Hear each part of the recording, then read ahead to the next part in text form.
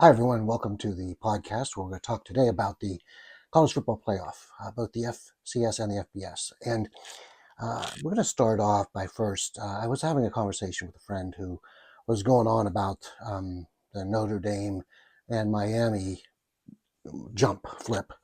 And what the controversy is for Notre Dame at least, is that they were ranked ahead of Miami almost the entire year, and then at the last day, they get Miami jumps them, and then Notre Dame's out of the college football playoff. So yeah, it's like, of course, everybody's upset, but I think what the important thing to remember is, because I think this is what people forget, is that this is not it's not a real playoff system.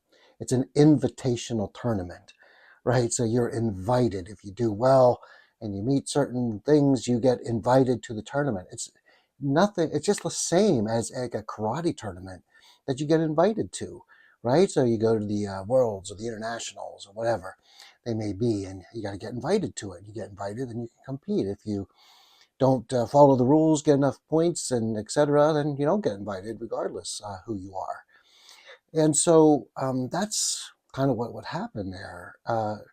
This is an invitational tournament, so the selection committee can invite whoever they wish, and it came down to Notre Dame, Miami, head to head. Miami had to beat them. Okay, so that counts for something. But the real important thing was that the ACC, the winner, which congratulations to Duke, uh, wasn't eligible for the invite, and so they had to do something.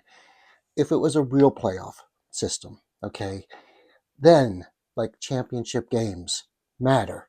So whether you like limit the field to the teams who win the championship games only, or something like that, now you got a real playoff system.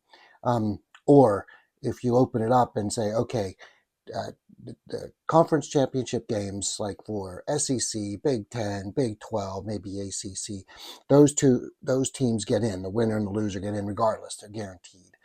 And so that gives you eight. And then you take the Sun Belt, you take the others, and you take those winners, or you choose five or six or whatever it is to get your number. Like if, for your now you've got a real playoff, because now it gives incentive to teams to compete in their conferences, win, right? Get to the championship game, and if you win it, you're in. So like Duke, if anybody should complain, it's them. They did, now of course they didn't have a high ranking, and that's where you got to do right with the rankings. That's just so arbitrary, and I know it's there's some good. I mean, it's fun during the year. I love it, but when you come into the playoff, you can't use those numbers. They're meaningless. You got to take your people have to win, right? You have to win. Now, for Notre Dame, it means you can't really be an independent. If you want to be in this playoff, you got to actually join a conference. So that's a bit of a negative in this scenario. But really, what we're going to do, we're going to bend for one team or two teams, whatever it's going to be. You want a real playoff, you got to take conference winners, and put them in the playoffs, just like you do with the NFL. I mean, that's a real playoff. You got to win your conference, or like the division. I mean, we'll take, like, for example, in the AFC, Pittsburgh and Baltimore. So Baltimore was like, they were in number one. They were the top in their division, and they were going to go to the playoffs until Pittsburgh beat them, and then now Pittsburgh's number one. So now Pittsburgh's going. That to me, that's the real way to do it. They gotta come up with a better system, because unfortunately, because otherwise you're going to get teams like Notre Dame who get, or BYU, or was it Vanderbilt? Yeah, they had a case to get in, or Duke, and it's like they say, well, and then like the point was with the SEC championship, like if Alabama, because Alabama lost, they get out, then that means games are meaningless, and I don't agree with that. I think they are meaningful, and I think that if you get yourself to the championship game, you're in the playoff, right? So that you guys want to have these championship games, that's great, but they don't mean anything for the playoffs. It's those top two teams, or however they were it. But it's that it's got to go by record, and by your conference play. So, okay, I'll jump off my soapbox. Let's get to it. So first, let's talk about the FCS. So the FCS does it right. I really enjoy the FCS, and what's surprising is that the perennial powerhouses, North Dakota State, South Dakota, South Dakota State, Montana State. Like these powerhouses have been knocked off. So Illinois State, they won. You got UC Davis, they moved forward. Let's see. And then I was just watching the Villanova Tarleton State game. Oh, that was good. That was a good game, boy, Villanova. Man, they're looking like they're getting hot at the right time. We still have like coming up, I think it's Montana and South Dakota are playing, and then we have uh, yeah, Montana State and SFA. So we still got a couple of the big Midwest teams are still there. But see, this is what's fun with the FCS. You get 24 teams, and everybody, you got Yale, Harvard, you got representatives from everywhere, which is really really fun to watch. And they got their chance to do it. So, but anyway, yeah, if you're not watching it, I suggest just go to just look up FCS playoff bracket, football bracket, and it'll pop right up for you, and you can see, and it'll also show you the games. I mean, they're being covered on ESPN, most of the major networks, so you can catch them. So I would highly recommend it because it's very enjoyable. The games are good. So let's get us over now to to what we all been waiting for, which is the FBS. And so here we have we're going to go through the matchups. We have Alabama and Oklahoma. Now, both of these teams are Oklahoma and Alabama good defenses. Actually, Oklahoma great defense.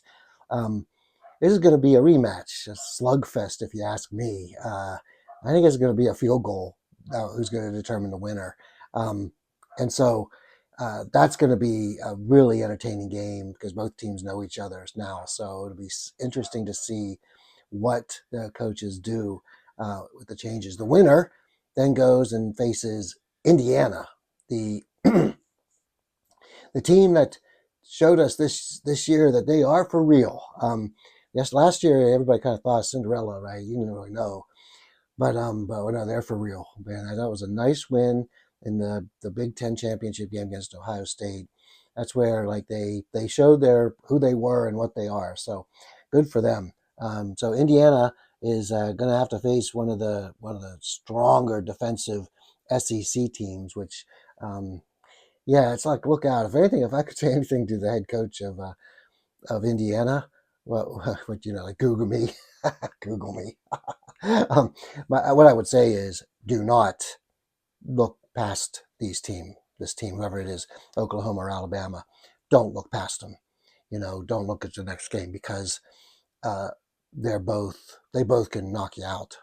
They get up a touchdown or 10 points, you're not going to get back in. I mean, they're both so strong on defense that they could really knock you out. So yeah, so that's probably, to me, I think I'm gonna call that the like in soccer, in the World Cup they call it the group of death. And I think this is the group of death right here because those are like three really good teams that are gonna be squaring off. So that's fun. So then we got Oregon. The next group is Oregon taking on James Madison. So James Madison, of course, the kind of like the darlings of the non-Power Five group, or the group of five, I should say. Sorry, group of five, and I'm I'm kind of excited for this one. They're playing it in Oregon, so it gives a tremendous advantage to Oregon. But I don't know. I can see James Madison pulling off a victory here. So we'll see. Yeah, I'm guardedly optimistic about their successes. However, the winner faces Texas Tech, and you want to talk about underdog team that's going to surprise everybody. Texas Tech. That's a good team. I watched them. They're oh my gosh, their defense is one of the most outstanding things I've ever seen. They're just so opportunistic. I would like to see them play one of the bigger teams, but yeah. So and then so that's the other bracket. The winners then face each other. So the winner of Indiana, Alabama, Oklahoma, or the winner of Texas Tech versus the winner of James Madison, Oregon, then face each other to get to the finals. Now, on the other side, we're going to start. We'll start with Tulane and Ole Miss. Now, these teams met already during the year, I believe, and yeah, it wasn't much of a contest. So and Old Miss has got something to prove. I have a feeling that with their coach Lane Kiffin departing, I think they're mad and I think they're hungry, and I think we're going to see Old Miss really. Uh, I think they're just going to put Tulane right to bed to move on to the next game, which is against Georgia. Gosh, didn't Georgia look good in that SEC championship game? So, but the thing with the 3 week wait is that teams can get rusty. So we'll just have to see what happens there. And then on the other side, which would be a close call for the group of death, the second group of death. You have well, first of all, you have Texas A&M against Miami. Um, I like Miami. I think they're a fun team, explosive team, but I don't think that they're ready for Texas A&M. And I think Texas A&M is just it's probably gonna be close the first half, but then watch Texas A&M just take over and put them away. You never know, though. I mean, you never know. I do think I kind of feel it's going to be a Texas A&M Ohio State showdown in the quarterfinals. And that's going to be a super game. I think just like Indiana, Ohio State, they really haven't seen. Like we don't like. I wish the Big Ten would schedule more SEC cross games because Ohio State's going to get Texas A&M in, and they're not going to know. I mean, the SEC is such a rough and tumble conference. And I know the Big Ten's really good, don't get me wrong, but there's just more teams that are stronger in the SEC. And so Ohio State is going to get like woken up real fast when they come with Texas A&M comes to town. And so it's going to be good. I'm going to give it to Ohio State, though. I think they're the better team. They're going to win it out, but they're going to win it. But then their winner is going to have to take on either Georgia or Ole Miss and maybe even Tulane. So not an easy path from there. I think it's a little more difficult, but boy, a lot of good teams in this tournament that I'm excited. And again, like we said at the beginning, I feel bad for Notre Dame, feel bad for Brigham Young, I feel bad for Vanderbilt, and Duke. But it's like I said, it's an invitational tournament, and you gotta do what's needed. So Notre Dame, you gotta win those games the two losses that you had. I mean, you gotta do what you need to do, especially if you're not going to be in a conference. So, it means win out pretty much, or have one loss, and then because you never like what's the comment? Never leave it to the judges. If it goes to the judges, you never know what's going to be called. So yeah, I'm sorry for them. I would have loved to seen them but we got next year. So keep working. All right. Hope you enjoyed the podcast. Take care.